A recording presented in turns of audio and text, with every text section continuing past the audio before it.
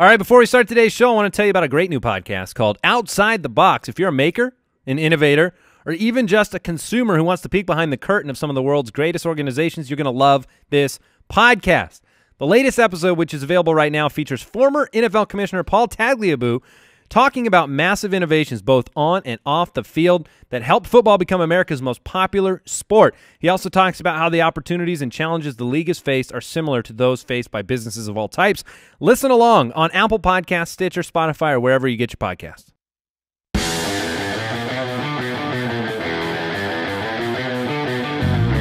Welcome to the Fantasy Footballers Podcast, coming to you from the Play Draft Studios with your hosts, Andy Holloway, Jason Moore, and Mike Wright. Welcome.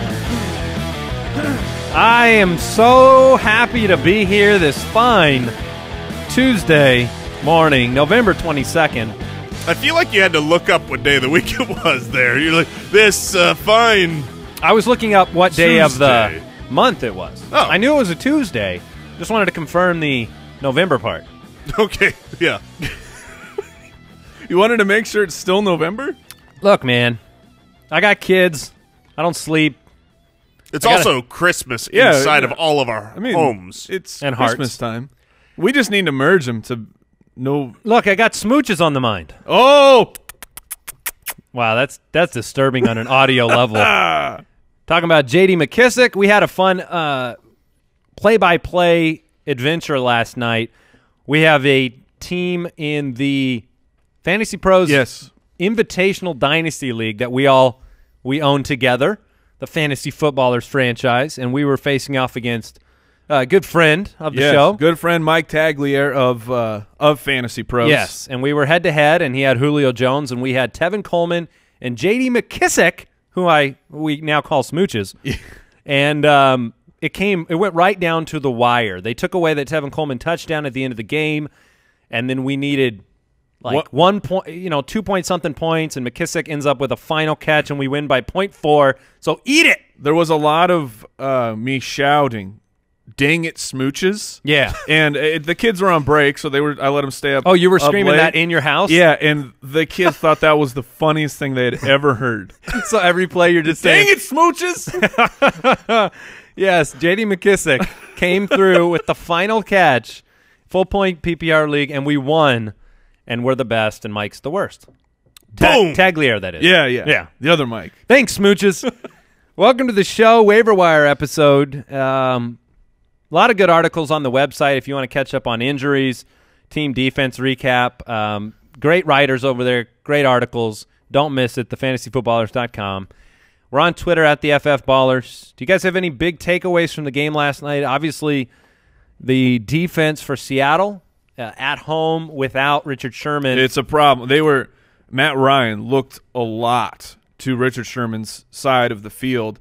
Former side of the field. Yeah. Thank you. And Shaq Griffin, he had also left that game with an injury. I mean, they were beat up all over the place. Yeah, you're not going to be able to count on the Seattle defense the way that you have the last few years if you're playing them as a DST. And then, if you have offensive pieces going up against them, I don't think you need to be as afraid, especially in the passing game. I don't know the answer to this. Maybe you guys know it already, but when's the last time the Seahawks gave up 34 points at home? I was just going to bring that up. So it played to what we expect. Like, good players, when they go out, it kind of hurts. Cam Chancellor and Richard Sherman.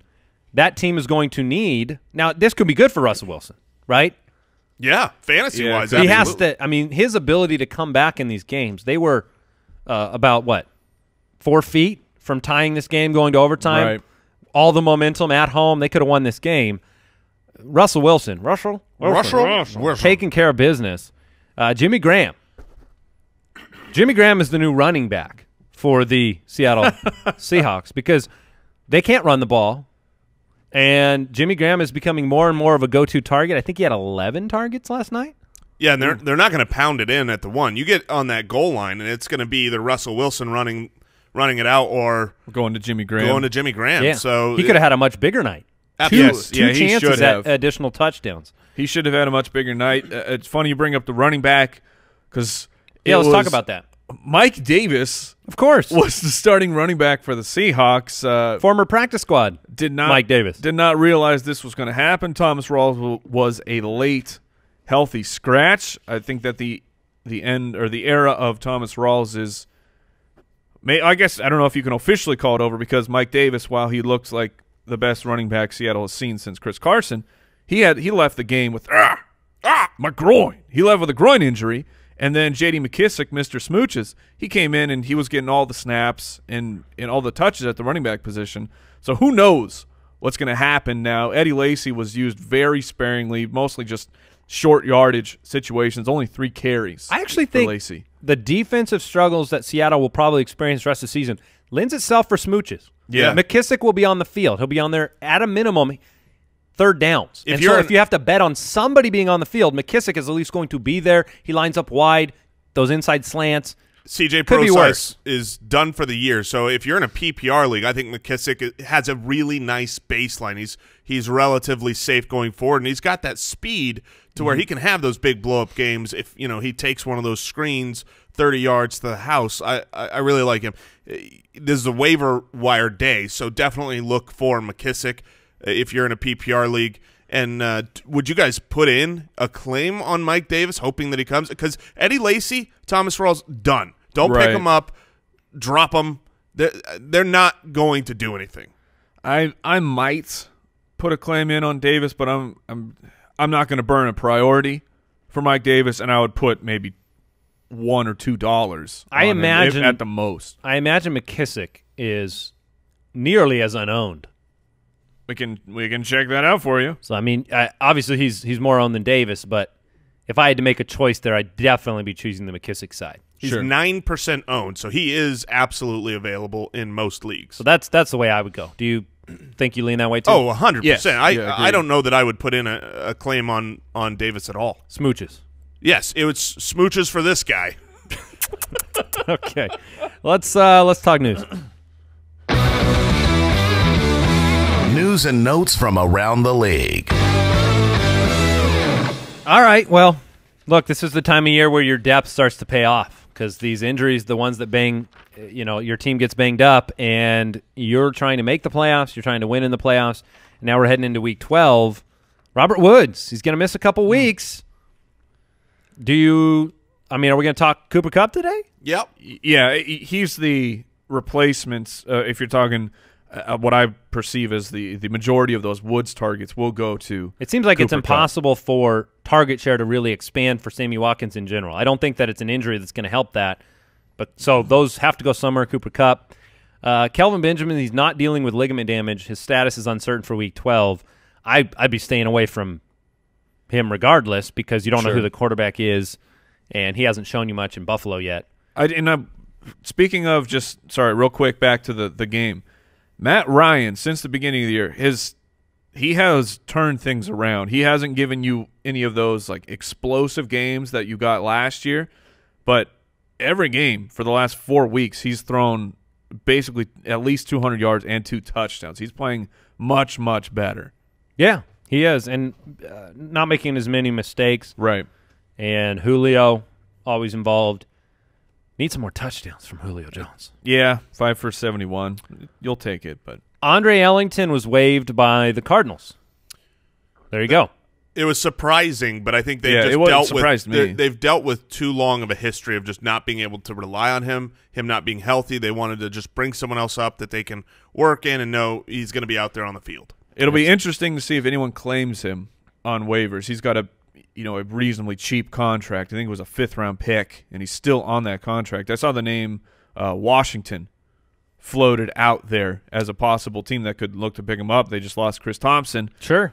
Rob Kelly. You need a scat back who's proven in the passing game, and Ellington is. If he's healthy. Yeah, if he's healthy.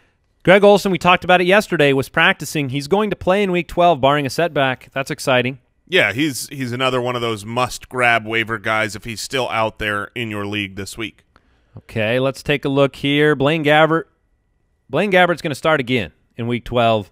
Doesn't matter. Revenge game. Yeah, the Jacksonville Jaguars will be the ones getting the revenge. Did you follow? That's really what I meant. Did you hear? So Bruce Arians came out, Arizona Cardinals head coach, and after the game on Sunday where they lost to the Texans, he took the blame for the loss. Said it's all on him. Basically going for it on 4th down. That was the play where Adrian Peterson got stuffed. Completely Arians' fault. I lost the game. He came out and this was the confession on Sunday. Did you hear his Monday confession? No. You guys didn't hear it. It's great that you No. didn't hear it. He said, I take it all back. Oh! He says, I take every bit of it back. He said, I every single thing I said yesterday I take back. It was a blown assignment by one of the offensive linemen who blocked the wrong guy. It was a great play call, and it's 100%. I take everything back I said. So he put it on a specific guy? Yes. Bruce. Blown assignment. Unnecessary. Look, you could in the team meeting, you say that. You say, guys, do you see what I just did for you in the public? I took that loss, and it was you. And just point the finger and burn a hole in his soul with your eyes. But you don't need to go public with that. Yeah. So Nothing to gain. It was very funny to me. It made me laugh. Chuck Pagano said Jacoby Brissett is going to be in the concussion protocol, or he still is, but they expect him to play this week against the Titans. I sure hope so. Jay Cutler's still in the protocol. Kenny Stills. John Brown's been diagnosed with turf toe. He could miss time. I would bet that he will. He's very good at missing time in practices or in the game. Yeah. Terrell Pryor's on IR. His season's over. Yeah. Oh. Some seasons don't go the way you want them to go. No. Terrell Pryor, one of the bigger busts of the entire fantasy He draft. bet on himself with that 1-year contract. Ooh, snake eyes. Yeah, he lost. Hey, I bet on him on himself. Yeah. Yeah? Not good. Dan Bailey has a chance to play on Thanksgiving, so if you were starting a Cowboys kicker, it might not be – it might be Bailey. And then Aaron Jones. Arrested for speeding, driving without a license, operating a vehicle with a controlled substance in a system. The interesting thing about this is this was an unreported piece of news. This was back in early October. This was before his first start. So Coach McCarthy knew about this incident. It is helpful and still to know that. Went with Aaron Jones multiple times. So for his future on the team, I'm not going to panic. If the coaches didn't know about this, then it would be curtains for Aaron Jones, I believe. But he played well, and when you play well, coaches tend to overlook certain incidents off the field. All right, we're going to jump into the waiver wire segment of the show. Before we do that, I just want to remind you that my dynasty team is 11-0. Oh, congratulations. My dynasty team is #undefeated. Lowest it points continues. against does it again. I have the – Mike, stop. Stop throwing shade on my 11-0 season. Lowest points against. Most points scored. Yeah, Andy's got a really solid point there, though. No, because lowest points against means that there's those weeks that come up. What do I control? I control my points scored, and I'm the best in the league. Mike is dreaming Mike is dreaming of meeting me. Now, at this point, Mike, I'm 11-0, in case you didn't hear. At this point, I have 2 weeks left in the regular season, and you've threatened to defeat me in the playoffs and ruin my life. Yes. Are you hoping at this point that I complete the regular season perfect? Yes. Okay. Very much so. Okay, so that the pain will be more severe. Yes, because the fall from the top into that spiky pit of doom Welcome to fantasy football at its be best. if you go look, if we meet in the championship game and you're undefeated and I pull out that win, that will be the signature win of my entire fantasy football career. It looks like right now. Signature win. It looks like right now. Just we're going to have an opportunity here. Brooks plays Andy before the season is over. Don't screw this up for me, Brooks. Brooks is my final regular season game, and if hopefully I'm going to win this week, and then I beat him next week. Both Mike and I are currently playoff bound. Well, you're definitely in, and I am in as of this moment. So we have 3 opportunities here to take you down. Now, Mike, and it will happen. Mike could knock you out of the playoffs before he knocks me out. That is true. So that Mike could have the the signature. Yeah. Welcome to the end of this season. Oh, man. That'll be a stamp. That'll be the tattoo on the side. All right, waiver time. Did I already push the button? No. Okay, I'm going to push the button. Watch me. Put me in, coach. I was just so distracted by my record. It's just so shiny. Yeah. All right, wide receivers. Let's talk about some waiver pickups this week. We've talked about the injuries. Pyrite. Oh, my season. My season. Pyrite. I see what you're doing there. Yeah, a little fool's gold. Getting a little. We'll see. All right. We'll see. All right, wide receivers that are probably owned but worth checking on in your league. Tennessee Titans wideout rookie Corey Davis. Corey Davis, 3 for 27 on 7 targets this past week, but he does have a juicy matchup with Indianapolis. And then Robbie Anderson. He's probably owned, but he's coming off the bye week. So if he's not owned. And for all the people, I know some of you you're operating your motor vehicle right now, rolling the eyes going, ugh, there's no chance that someone like Robbie Anderson would be available in the leagues.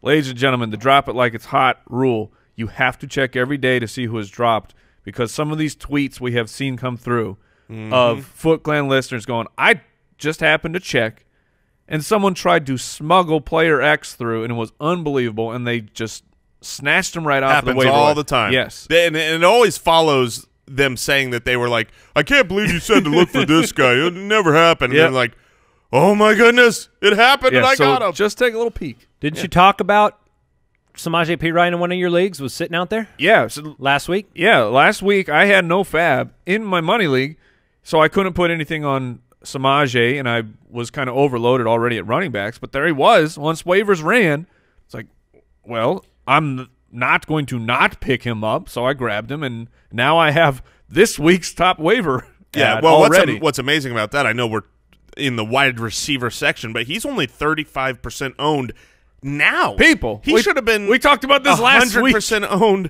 after last week.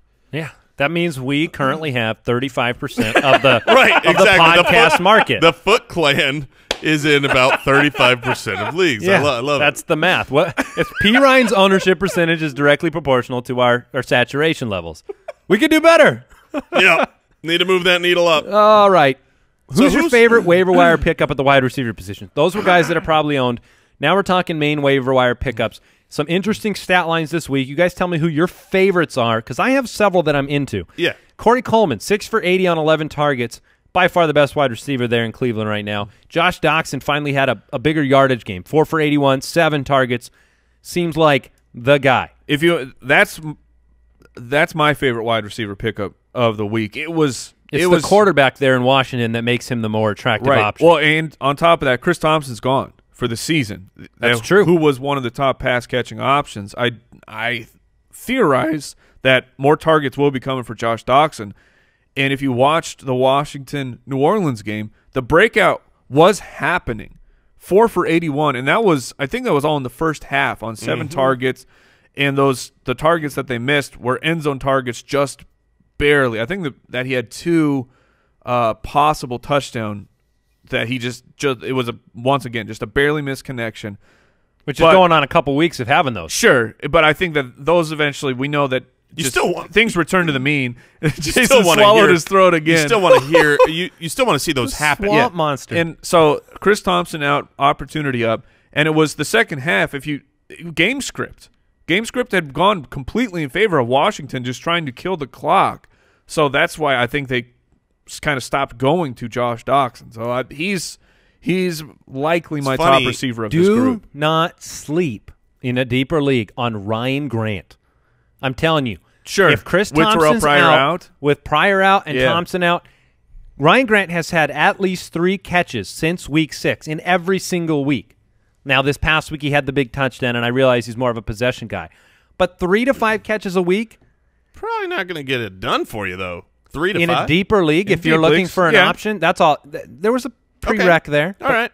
I would agree with you, Mike, that Josh Doxson is my number 1. And closely followed by Corey Coleman. It's funny to look back at last year, think about you had the 3 monster wide receivers that, Laquan Treadwell, the rookies, Josh Doxson, Corey Coleman. These guys are going to be amazing, and they all were worthless busts their rookie year. But now, here we stand going into week 12, a year later, and it looks like Josh Doxson and Corey Coleman, really talented wide receivers, have the opportunity that you hoped they were going to get last year. So those are the two guys I would absolutely be targeting. But I do put Josh Doctson ahead. He has more time right now, more practice time in, the better quarterback, the better offense.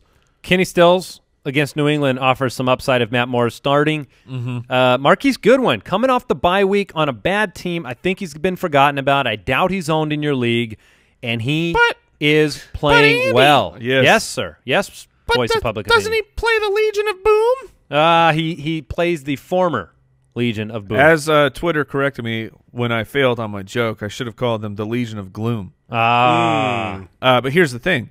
Marquise Goodwin, similar to when I was talking up T.Y. Hilton against the Seahawks, he's the type of receiver who can have success because they are grabby. And if they miss or whiff on one play, then Goodwin is gone. He will be behind the coverage. And if we're not really sure, do we think it's Beathard or do you think that Garoppolo is going to start? I haven't heard it's any probably news. Beathard, but we're waiting to hear. Yeah, okay. and regardless, I do agree. Goodwin is sneaky. Yeah, he's sneaky, and he is the type. And they, if you look at last night's game, they were playing one deep zone safety. That's it. And if you get him moved to one side of the field and get Goodwin running down the other. How interested are you in Mike Wallace after the big game? Josh Gordon coming back in a couple weeks. If you're in a redraft league, is Josh Gordon attractive to you at all? Hugh Jackson did say it's like Christmas having Josh Gordon at practice. But only in Cleveland would Christmas be like getting back this multi-suspended. But I was going to say on top of that, I mean, they've been all over the place. Reports have been with Josh Gordon, of like, we're done with him. Maybe we'll hold on to him. Now we're going to trade him. Oh, now it's fantastic that he's back. Yeah, so we'll see. And we're still wait, can he play this week or is that next week? No, he cannot. Okay. He can still be he's practicing. He's checking all the boxes. It would be only in deeper leagues. If you're, if you've got that 2 or 3 flex, 14, 16 team leagues where you're scraping at the bottom, that's where I'd be looking for Gordon right now. Paul Richardson led Seattle with targets last night. He's probably out there if you need a spot start. Sure. Got San Francisco this week, which makes a juicy matchup. Another guy that I said last week I didn't want to forget about this week coming off the bye, and it's a name that isn't big, is Russell Shepard. Russell Shepard has been a primary target for Carolina, and with Kelvin Benjamin gone, I'm actually changing my tune on it, though. Do you want to know why? Yeah, I would love to hear it. It just has to do with Greg Olsen becoming healthy. I don't know if him returning and what Russell Shepard actually struggling last week gives me less confidence in him.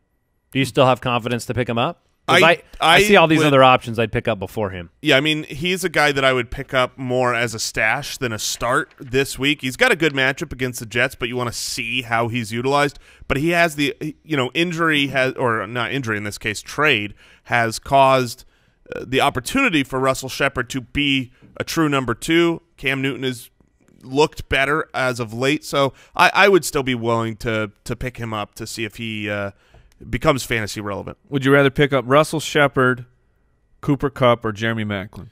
Cooper Kupp is the guy right now with Robert Woods out that I would prefer to pick up. I agree. All right, we're going to talk running back waiver options, get you ready for this week. But before we do, I want to thank today's sponsor. You've heard us talk about them before. Indochino. We're talking made-to-measure suits. Not those generic off-the-rack suits. We're talking made-to-measure suits. And I've gone through this experience. It is so easy on Indochino.com. Everybody needs a suit. All 3 of us went through this. And this is the new way to buy a suit. I mean, you don't need to go to the department store, get something that fits incorrectly in some area. This is all made-to-measure. And the thing about Indochino is the price. Great prices and made-to-measure suits. They've been featured in major publications like GQ, Forbes, Fast Company. They are now the largest made-to-measure menswear company, and it is so easy. Here's how it works. If you want a suit, you visit a showroom or you shop online at Indochino.com. Pick your fabric, choose your customizations, submit your measurements, place your order, and wait for it to arrive in just a few weeks. Right now, our listeners get any Indochino suit made to measure from just $3.29 during Indochino's massive Black Friday sale. You just enter the code FOOTBALLERS at checkout at Indochino.com or any Indochino showroom. That's up to 60% off the regular price for a made-to-measure premium suit. Plus, the shipping is free. Indochino.com, promo code footballers for any made-to-measure suit from just $329 and free shipping. That is an incredible deal for a suit that will fit you better than anything off the rack could ever fit you. Yeah, and we also want to thank BarkBox for sponsoring today's show. Look, I just got a dog. I'm a dog person that has been in dire need, and Rocky is now a part of my life. And every time I'm going through, the Target, I'm like, oh, I should get him something. I never know what to get him. I want to make sure that these are, all natural treats, and BarkBox is the way to go, because every single month I'm going to get a variety of different things that are all natural. They're made in, America or Canada. These are really nice treats and things for your dog that will come and give you variety every single month. You could pick, unique dog needs. If you've got a heavy chewer or if you've got a dog with allergies, you could pick your box, and every single month, they're coming with different types, like the Country Fair or a Pooh York City box. Pooh York City. Pooh Exactly. York City. So, you can have some fun and give your dog treats every month. Visit BarkBox.com/footballers for a free extra month of BarkBox when you subscribe to a 6 or 12-month plan. That's BarkBox.com/footballers for a free extra month when you subscribe to 6 or 12-month plans. All right, let's talk running back waiver options. There are several out there. We talked about Samaje Perine. He's at the top of the list. No Chris Thompson, no Rob Kelly. He's got the backfield. Now, he's a little banged up. He's banged up. Are you worried about that? Samaje? Yeah. No. You're not concerned about it? No. 23 carries, 117 yards. Looked great. Washington's offensive line is healing up. Opportunity. I mean, I love Perine moving through the rest of the season. Okay. Yeah, he would be my number one pickup. I mean, assuming that some of the guys – talk through some of the probably owns just so that – yeah, I mean, so here's a few players. They're probably owned. In fact, most of these guys are owned in about 60 or 70% of leagues, but that means 30 or 40%. They're somehow still out there.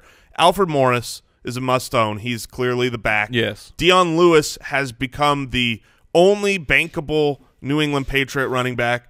Orleans Darkwa. Look for that to change next week. Right. I mean, possibly. But Orleans Darkwa, since he's taken over that role, he's been a weekly solid play. Alex Collins looks like it's getting to be a two-headed backfield for the Baltimore Ravens between Alex Collins and Danny Woodhead, so he's worth picking up. And then finally, last week's start of the week, Latavius Murray still out there, and about 40% of is out sounded there. like a car backing up. my sound effects have issues. I'm pretty sure that was ping pong. That was a ping pong sound effect. Very nice, Andy. Well done. Well, if you're playing Pong. There it is. Oh, now we go to the clock. I'm trying to support you over here. Yeah, there it is. That's more of a racquetball. That's what that is. Yeah, I think that's yeah. No. He's onto something here. Yeah, I mean, I see more J.D. McKissick in that, but to each their own. So those are the guys: Latavius Murray, Alex Collins, Orleans Darkwa, Dion Lewis, Alfred Morris. A handful of really relevant, startable running backs that are out there in 30 or 40% of leagues, probably owned. But again, worth just checking it out. New offensive coordinator in Denver, Devontae Booker, C.J. Anderson, Jamal Charles, that rotation. We don't know how it's going to look, but Booker had a pretty involved week this past week. Yes, he did. So he would be somebody who's unowned that you could snag if you're desperate, if you need help. Especially if you're in a PPR league. I mean, he had 6 targets, 5 receptions for 54 yards. You'll be able to play him. How do you guys feel about the Damian Williams, Kenyon Drake situation from a confidence standpoint? Are you very confident starting Williams every week right now, and would you pick him up? No. He looked, and I'd pick him no up. And yes. Yeah, I'm not confident. I mean, yeah, Damian Williams had a solid game, but I mean that really all happened on 2 plays, and they were at the beginning of the game, and then he did practically nothing else. Yeah, so that's just concerning. He certainly needs to be picked up. He's the clear starting running back. He's also the pass catching running back for an NFL team. And so, I've said it before, and I'm sure I'll say it again. He's not good, but when you have that kind of opportunity, he needs to be owned. So I'm not confident, but you must pick him up if you're in any kind of position where you need running back help. But he's behind several other people. So Rex Burkhead last week, he was picked up, didn't really perform for fantasy owners. Would you drop Burkhead in favor of these other options we've talked about? Booker, Perine?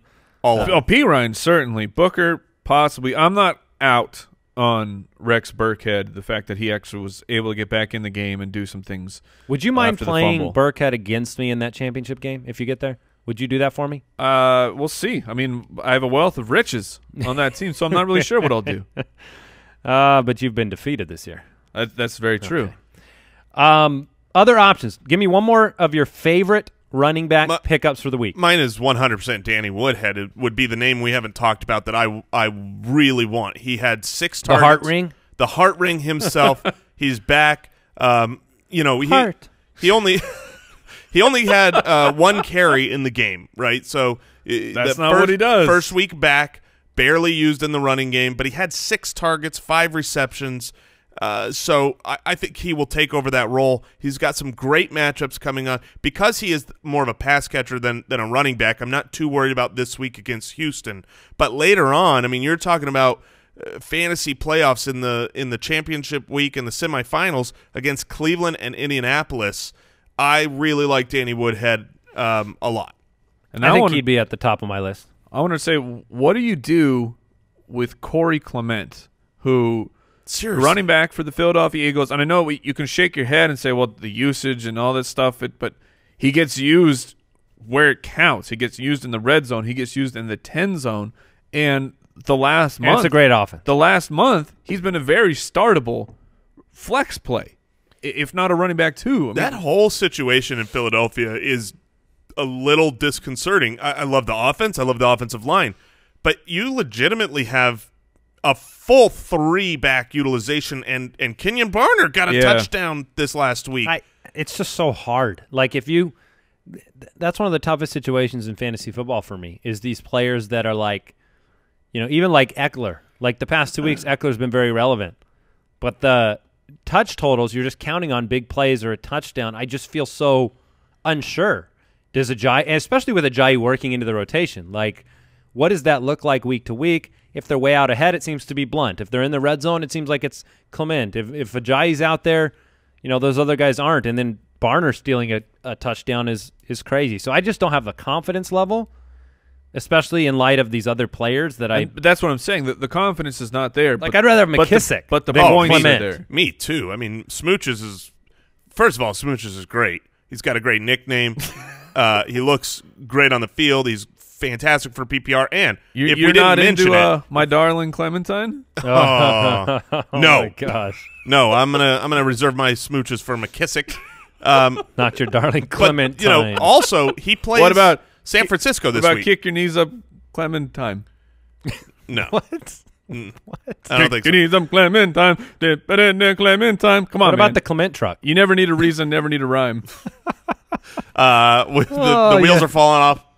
I don't know. I don't know the reference. Do you know that? You don't know Steppin' Time from Mary Poppins? I'm with you on that one. I don't remember it. Jason, I've seen Mary Poppins. No, be ashamed. Be very ashamed of yourself. I live my life that way. Brooks, sing it for us. I need a ruling on this one, Judge Giamatti. Oh, he's already shaking his head. No ruling. Well, the Christmas hater, whatever. Get out of here. You should know it, Jason. Oh, he was shaking his head at me. I thought he was shaking his head at you. I take it back, Brooks. You're incredible and very attractive. And you're a father, so that's I literally watched Mary Poppins Dick Van Dyke. within the last year. Yeah. Duh. Yes, and you've watched it within the last year, and you don't know Steppin' Time. Look, there's certain things I don't allocate brain cells to. Apparently, that is one. A majority of things. If what I was saying was lost in there, McKissick plays San Francisco this week, and if he's also utilized more in the running game, as we saw the second half of the game, I mean, pretty much play anyone against San Francisco if they're running back. See, Andy's now singing it because it's a lovely ditty. Here's the thing. I'll bet you if you play the song, I'll recognize it. Of course but you will. your stupid version is what I didn't get. I blame you. The majority of this room got it. Yeah. I'm just going to go under the table real quick. Don't mind me. Tight ends. I like how he can be shamed on this show for a Mary Poppins reference. Welcome. This is why we need more than 35% of the market. How many fantasy shows are giving you Mary Poppins-related nicknames for Corey Clement? None. I stand to reason.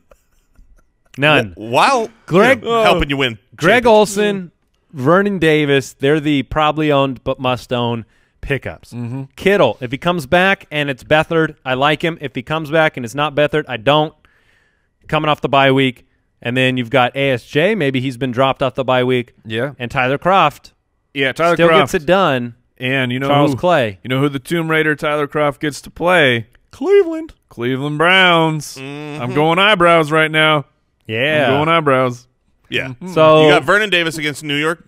We say it every week now. The New York Giants and the Cleveland Browns play the tight end against them. So that would be Vernon Davis and the Tomb Raider Tyler Croft. Oh, Vernon Davis against the Giants. you do have Jack Doyle coming off the bye if he's somehow available and you need a player. I know Jason likes Brissett this week.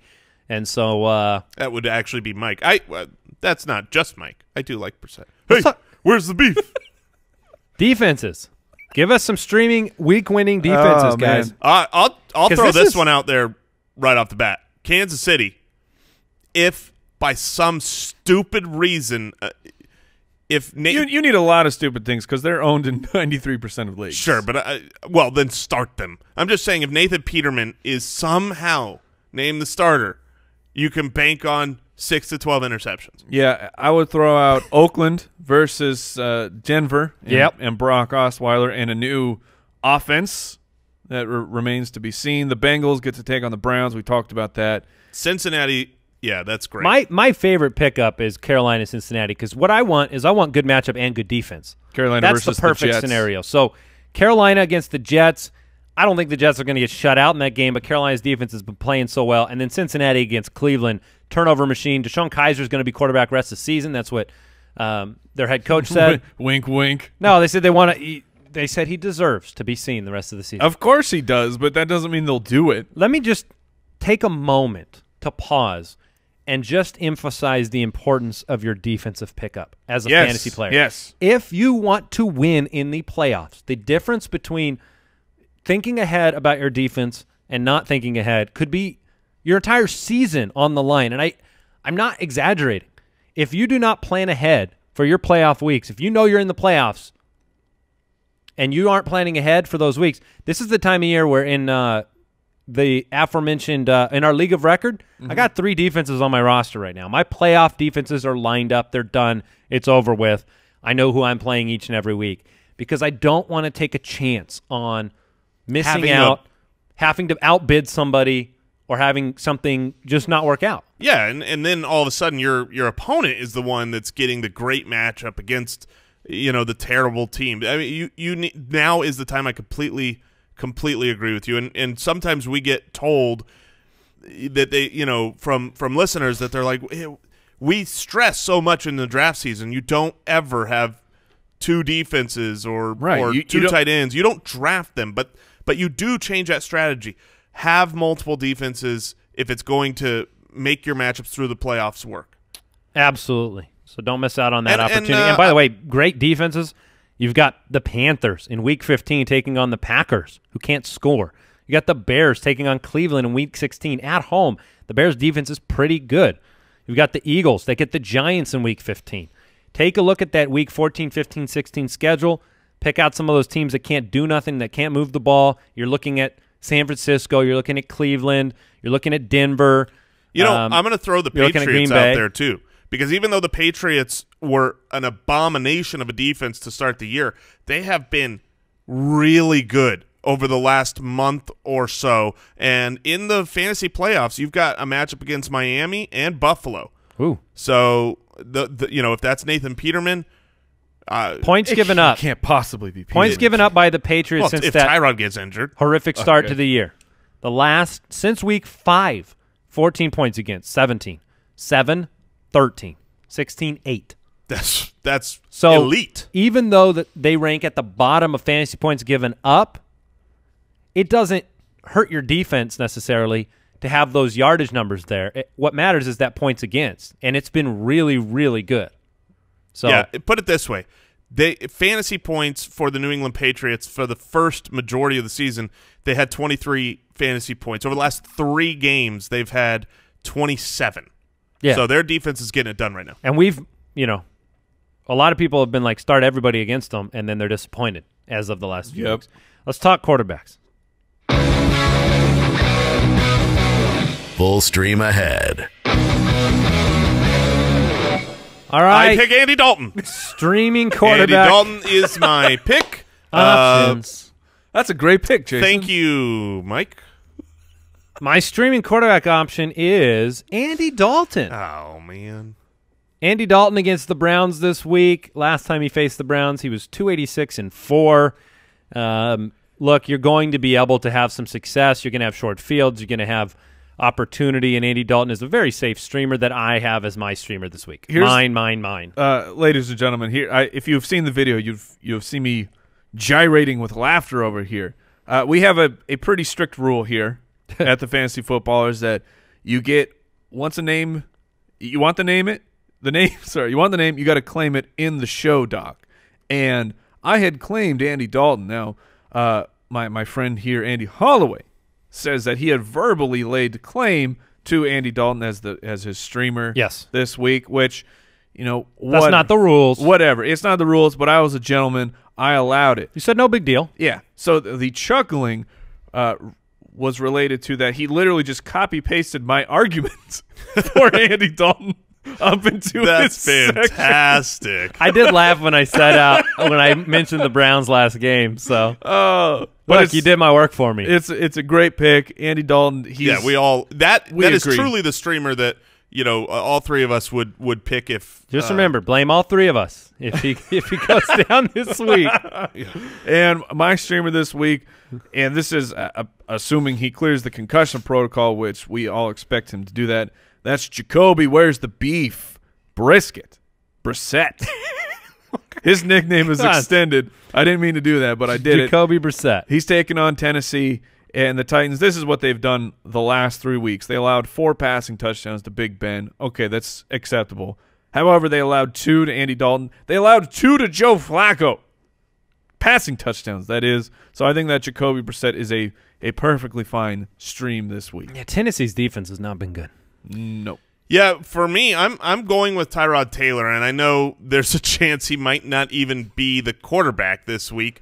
Now, granted, that didn't stop him from having a very good fantasy output this previous week. So you're just all in regardless of his status? There's no way. I feel like I'm all in regardless of his status. There's no way if Nathan Peterman is named the starter, you're like, well, you got to start Tyrod. I'm playing Tyrod Taylor. In truth, I would not, because that would be ridiculous to tell anybody plug in a backup. And if he is not named the starter, first of all, shame on you, Sean McDermott. And second of all, I'll tweet out, and say on the show a different streaming option. But I believe he will be the starter because he should be. And if that's the case against Kansas City, that they've been a defense giving up plenty of points. The weather should be fine, and Tyrod gets it done on the ground. I'm going to throw a really dirty one out there that I have a lot of confidence in. Please. It's a wallpaper expert. No. I expect Brock Osweiler to have a streamable week this week. I don't hate it.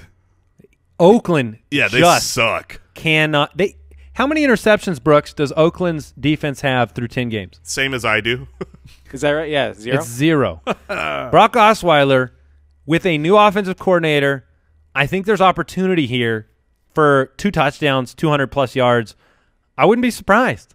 Yeah, Jake Cutler carved him up. There's some good streamers in here. Yeah, exactly. Jake Cutler. That's why I had faith last week, because Oakland made him look so good. Case Keenum against Detroit was very in consideration for me as well as a streamer. And I'll throw a guy out Thanksgiving. He is not he's owned still in the majority of leagues, but about 40% of leagues he's available. Phillip Rivers has been playing some good football. If he keeps laser targeting Keenan, please he's another good option. Keep in mind, the Chargers and the Raiders are only 2 games behind Kansas City, who is kind of free-falling right now.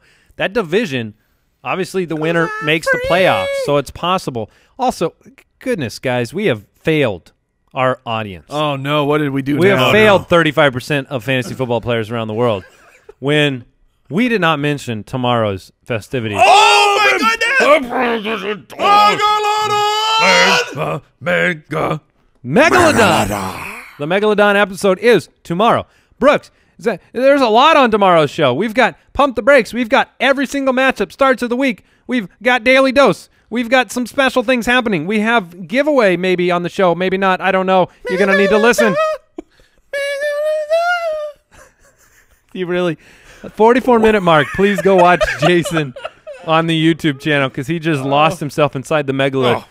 The You're going to get lost. You will. You will get lost. Tomorrow's episode, very special, ahead of the Thanksgiving holiday. Well, because you got to stretch the stomach, right? Mm-hmm. People think, well, I'm gonna for Thanksgiving. How do you do that with a podcast? Because it's Megalodon. It's because megalodon. I don't know what the question is. Jason looked at me like, duh. What are you saying? All right. Have you ever consumed a megalodon? That's true. That's true. You guys make strong You need a nap afterwards. points. Hey, check out our fantasy community at jointhefoot.com. Come join in with us. Hang out with us. Extra episodes every week. And don't forget draft.com/ballers for your DFS play this week. Take care. Goodbye. Thank you for listening to another episode of the Fantasy Footballers Podcast. Join our fantasy football community on jointhefoot.com and follow us on Twitter @TheFFBallers.